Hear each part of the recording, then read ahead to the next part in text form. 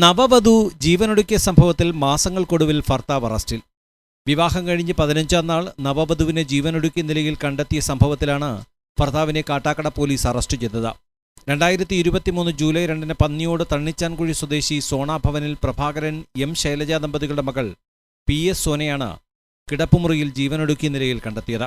സ്ത്രീധന പീഡനം, ആത്മഹത്യാപ്രേരണ തുടങ്ങിയ വകുപ്പുകളാണ് ചേർത്തിരിക്കുന്നത്.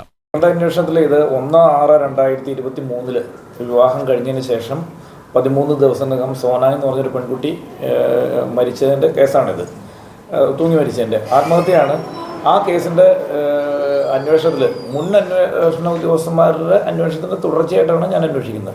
അതിൽ അന്വേഷണത്തിൽ അവർ കണ്ടെത്തിയിരിക്കുന്നത് ആത്മഹത്യാ പ്രേരണയ്ക്കും അതുപോലെ തന്നെ സ്ത്രീധന പീഡനം നടത്തിയിട്ടുണ്ടെന്നുള്ളതാണ്. അതിൽ അങ്ങനെ ആത്മഹത്യാ പ്രേരണയും സ്ത്രീധന പീഡനം നടത്തിയിട്ടുണ്ടെങ്കിൽ അത് പ്രത്യേകിച്ച് നവവധു ആണെങ്കിൽ അത് DYSP അന്വേഷിക്കണം. അങ്ങനെ അന്വേഷണത്തിന് എനിക്ക് അയച്ചു കിട്ടി. പ്രതി ഇവിടെ ഉള്ളതുകൊണ്ട് പ്രതി അറസ്റ്റ് ചെയ്തു. അതാണ് ഇന്ന് ചെയ്തത്.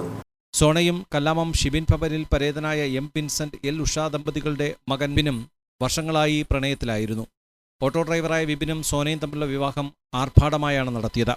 വിവാഹശേഷം ഭർത്താവിനൊപ്പം സ്വന്തം വീട്ടിലെത്തിയ സോന സന്തോഷവതിയായിരുന്നുവെന്ന് കുടുംബം പറയുന്നു.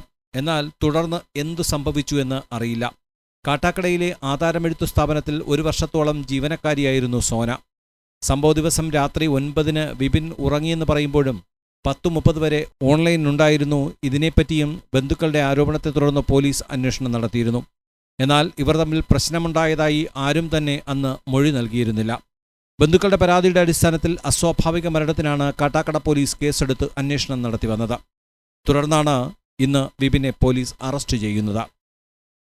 Time V news, Thiruvananthapuram.